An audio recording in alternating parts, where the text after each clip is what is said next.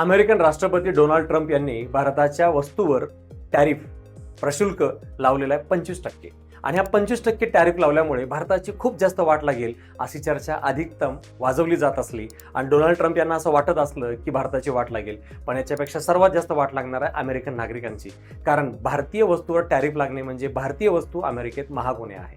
आणि या वस्तू भारताच्या अधिकतम महाग झाल्या. आता शेवटी त्या वस्तू अमेरिकेला लागणार आहेत, त्या अत्यावश्यक आहेत, त्यामुळे अमेरिकेला आयात करावंच लागणार आहे.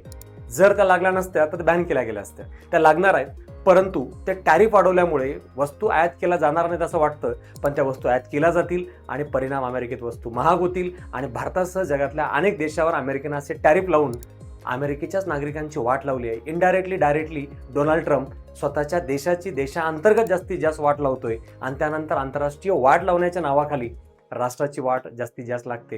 हे अमेरिकन नागरिक सध्या ओळखून आहेत. त्यामुळे अमेरिकन नागरिकच डोनाल्ड ट्रम्प यांच्यावर खूप जास्त आरोप प्रत्यारोप करताना आणि अनेक आंदोलनामध्ये याबद्दलची टीका होताना दिसते आहे. त्यामुळे टॅरिफचा परिणाम भारतावर जेवढा होईल तेवढा जास्त अमेरिकन महागाईवर होईल परिणाम, आंतरराष्ट्रीय परिणाम सुद्धा दिसून येतील.